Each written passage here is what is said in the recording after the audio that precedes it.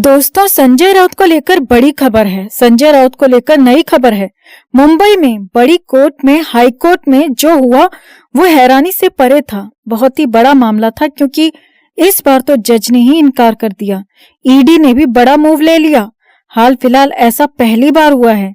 बड़ा बवाल हो गया जिसके बाद संजय राउत के लिए जो राहत की उम्मीद नजर आ रही थी वो पूरी तरह से खत्म होती नजर आ रही है, क्योंकि संजय राउत को अब जल्द से जल्द मामला और ज्यादा बुरा झेलना पड़ सकता है। जल्द से जल्द फिर से जेल जाना पड़ सकता है। तो क्या है पूरा अपडेट, क्या है पूरा मामला, कैसे हाई कोर्ट में क्या क्या हुआ और आगे क्या होने वाला है, सब कुछ आपको दिखाते हैं, बताते हैं। आप भी वीडियो को लाइक और शेयर कर अपना प्यार और सपोर्ट दिखाएं और कमेंट करके अपनी राय जरूर दें कि राउत के लिए ये कितनी बड़ी आफत है। कमेंट जरूर करें। चैनल के साथ जुड़कर चैनल को सब्सक्राइब कर हमारी आवाज बने। तो संजय राउत के लिए राहत कहीं से भी नहीं है, कहीं से भी कोई अच्छी खबर नहीं है, अच्छी बात नहीं है। और हालात ये हैं कि संजय राउत के लिए नई मुश्किल खड़ी हो गई है। नई आफत राउत के लिए आ सकती है क्योंकि राहत के आसार तो दूर दूर तक नहीं दिख रहे हैं। और ऊपर से बड़ी कोर्ट में, मुंबई की कोर्ट में, हाई कोर्ट में जो हुआ वो हैरानी भरा था, क्योंकि यहाँ पर जज ने खुद को ही केस से अलग कर लिया। जी हाँ, ऐसा ही कुछ हुआ है। असल में संजय राउत की जमानत के खिलाफ ईडी हाई कोर्ट पहुंची है और ईडी का साफ साफ कहना है कि संजय राउत की जमानत रद्द होनी चाहिए। संजय राउत को तुरंत ही फिर से जेल भेजा जाना चाहिए और इसको लेकर ही हाई कोर्ट में सुनवाई थी।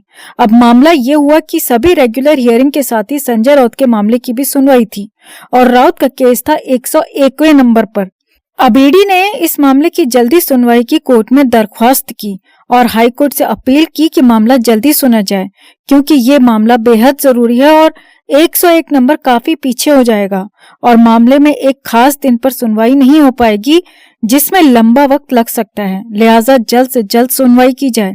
अब जस्टिस एमएस कार्णिक की बेंच इस मामले की सुनवाई करने वाली थी और इसमें समय भी लगता, क्योंकि मामला 101वें नंबर पर था। तो जाहिर सी बात है कि समय तो लगता और इस समय का फायदा सीधे सीधे संजय राउत को ही मिलता, क्योंकि संजय राउत की इतने दिन बाद सुनवाई होती तो मुश्किल अगर आती तो उतने दिन बाद आती, यानी कि तब तक संजय राउत आराम से रहते। लेकिन यहाँ पर तो जज ने खुद ही खुद को केस से अलग कर लिया। जी हाँ, जस्टिस एमएस कार्णिक ने संजय राउत के इस मामले से खुद को अलग कर लिया, सुनवाई से अलग कर लिया। जी हाँ, जज ने खुद ही केस से खुद को अलग करने का फैसला लिया और जिसका नतीजा ये हुआ कि अब ईडी को नई बेंच दी जाएगी। नए जज इस मामले में सुनवाई करेंगे और अन्य जज की बेंच में सुनवाई होगी और ईडी का कहना है कि ये सुनवाई अब जल्द होगी। जी हाँ, जज बदले जाने से मामला संजय राउत के लिए मुश्किलात से भरा हो गया है, क्योंकि अब जल्द से जल्द सुनवाई होगी। जो 101वें नंबर की सुनवाई थी जो कि देरी से होती, अब जल्द से जल्द संजय राउत के लिए मुश्किलें आ सकती हैं। और अगर ईडी का पलड़ा यहाँ पर भारी हुआ तो होगा ये कि संजय राउत को फिर से जेल जाना पड़ेगा। अब ये हाल फिलहाल का पहला ऐसा मामला है जब किसी जज ने खुद को केस से ऐसे अलग किया हो और उसके बाद अब नए जज, नए जस्टिस, नई बेंच जल्दी नई सुनवाई करेंगे मामले में और जल्द से जल्द अगला एक्शन होगा। अब वो जो भी होगा, मगर ईडी की माने तो संजय राउत की जमानत रद्द होना तय है, क्योंकि निचली कोर्ट ने सबूतों के बाद भी, गवाहों के बाद भी बिना सोचे समझे जमानत दे दी, जो कि गलत है। और ईडी ने निचली कोर्ट के आदेश पर, फैसले पर सवाल खड़े किए और यहाँ तक कहा कि खुद निचली कोर्ट ने ही पहले माना था कि संजय राउत प्राइमा फेसी आरोपी लग रहे हैं। चार्जशीट दाखिल करने के बाद ये बातें कही थी, लेकिन फिर बाद में कैसे जमानत दे दी, कैसे ईडी के एक्शन पर सवाल उठा दिए और कैसे संजय राउत को जमानत मिल गई, इसे लेकर ही ईडी लगातार सवाल कर रही है और इसे लेकर ही ईडी हाई कोर्ट भी पहुंची है।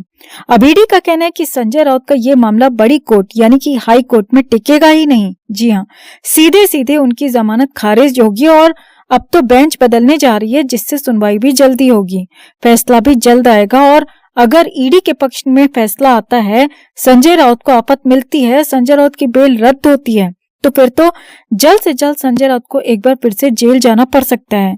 मुंबई में आर्थर रोड जेल में उनके लिए सेल की सफाई हो सकती है और जल्द से जल्द उन्हें वापस से उसी सेल में, यानी कि उसी अंडा सेल में रखा जा सकता है, क्योंकि खुद संजय राउत ने बताया था कि वो जेल के अंदर थे तो उन्हें अंडा सेल में रखा गया था और अंडा सेल के हालात, अंडा सेल में कितनी मुश्किलात आती हैं, ये संजय राउत ने खुद उस इंटरव्यू में बताया था, जो हमने भी आपको दिखाया था, बताया था।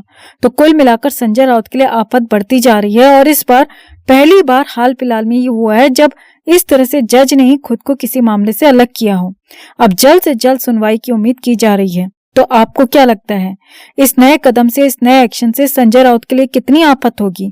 कमेंट में से लेकर आप भी अपनी बात, अपनी राय जरूर रखें और वीडियो को लाइक और शेयर कर अपना प्यार और सपोर्ट भी जरूर दिखाएं। तो संजय राउत के लिए आगे कुआं पीछे खाई वाली कंडीशन दिख रही है और हालात ये हैं कि जेल जाने की फिर से नौबत दिख रही है। जिस पार्टी के लिए जेल गए, जिस पार्टी के लिए सब कुछ किया, दूसरों से दुश्मनी मोल ली, अब वही पार्टी भी भाव नहीं दे रही है। जी हाँ, ऐसा ही कुछ कहा जा रहा है, ऐसा ही कुछ हो रहा है। टाइम्स ऑफ इंडिया ने शिवसेना के एक बड़े नेता के हवाले से खबर दी है कि संजय राउत का पार्टी में अब वो कद और स्टेटस रहा ही नहीं जो पहले हुआ करता था और संजय राउत एक तरह से पार्टी के अंदर साइडलाइंड हैं। जी हाँ, ये सूत्रों के हवाले से बड़ी खबर आपको बता रहे हैं। आगे देखिए, करीब 100 दिन तक जेल में रहे संजय राउत जब सलाखों से बाहर आए तो उनके बयान ने सभी को हैरान किया था, क्योंकि जेल से बाहर आते ही संजय राउत ने पहले पीएम मोदी की तारीफ की, गृह मंत्री अमित शाह की तारीफ की और यहाँ तक कि महाराष्ट्र के डिप्टी सीएम देवेंद्र फडणवीस तक की भी तारीफ की। और इस दौरान फडणवीस और उद्धव ठाकरे के बीच में जुबानी जंग भी जारी थी और दोनों के बीच में खूब वार तकरार चल रही थी। अब यहाँ पर उद्धव ठाकरे के साथ खड़े होने के बजाय राउत ने फडणवीस की तारीफ की और कहा कि उनकी सरकार अच्छा काम कर रही है, कुछ काम सरकार के बहुत अच्छे हैं। अब शिवसेना सूत्रों का कहना है कि इसके बाद से ही उद्धव ठाकरे और संजय राउत के बीच कुछ दूरियां आई हैं। जी हाँ, अपनी ही पार्टी में संजय राउत बेगाने हो गए हैं और पार्टी के कई नेताओं को संजय राउत का ये बयान, ये अंदाज पसंद नहीं आया।